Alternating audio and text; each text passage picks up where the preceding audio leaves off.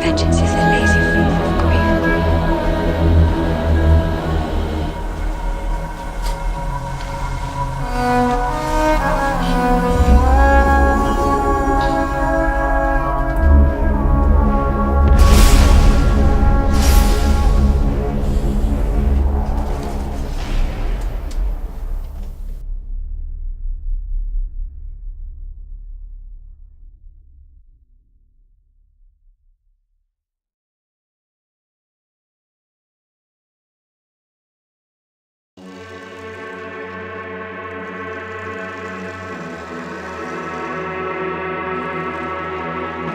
Don't think about going so random at the beginning. Really think of your jut being short and efficient, your punch being efficient, tightening up just the rotation at this point. Don't go crazy at the beginning. You should be, it's all right, you can listen, you don't have to see me. All right, you should be, getting an idea of the tactile environment and creating a picture using the touch rather than just using those visual aids.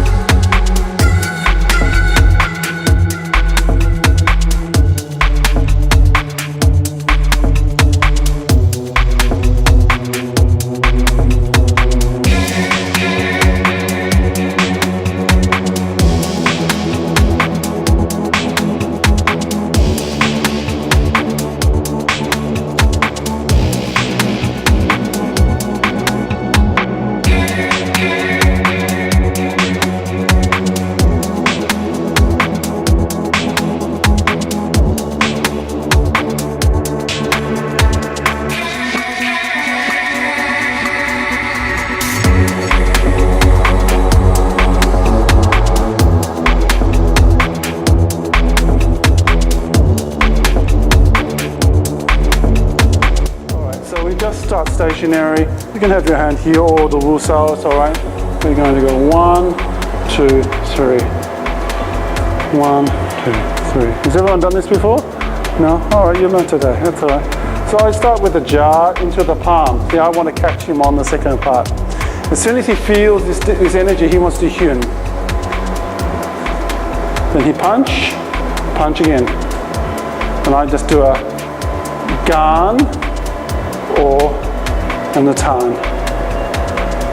Chun. So I'm doing jut, palm, gan, tan. Jut. It's a horizontal jut cell. So it's a horizontal jut cell. 1, 2.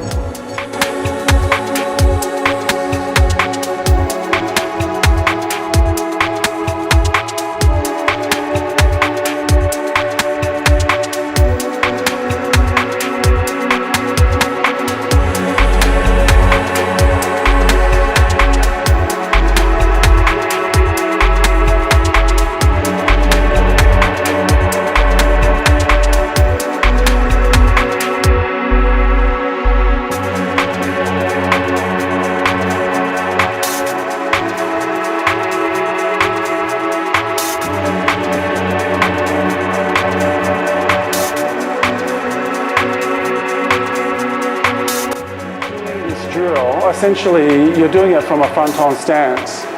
You can do it from neutral stance though.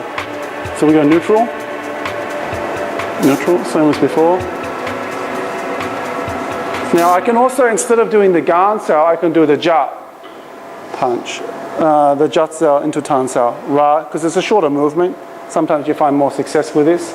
Okay, so one, I can just jut there, yeah, and then he punch again, and I tan. You can do the gan, tan, gan, tan. Okay, so try doing it from a neutral stance, because what I'm finding is people from the front stance are starting to do it like this, and they're not facing the gan sao, they're turning away from what they're doing. Okay, so what we're going to do now is we're just going to do, because this drill is new to some of you, we're not going to do it randomly just yet. We're just going to start the rotation. By putting the blindfold on, you should be really sharpening up the rotation. Okay, so with neutral stance, on contact.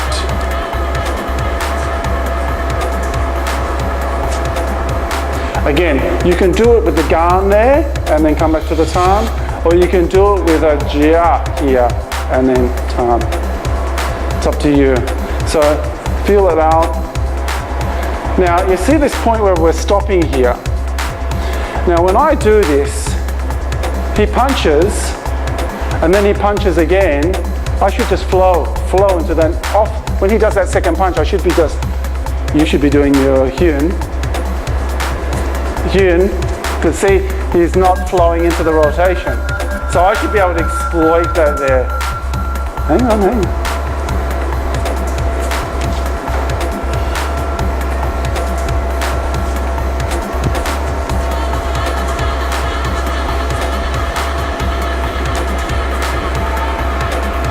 On that second pump, 1, 2, 3. There, you should be shooting at the end of that.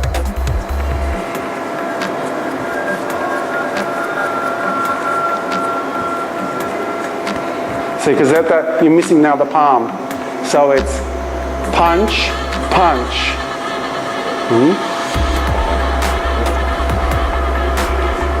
Punch, punch. Shun. You should be shooting. You know in Silam Tao when you shun. You shun. Okay? So on the second punch, you shun.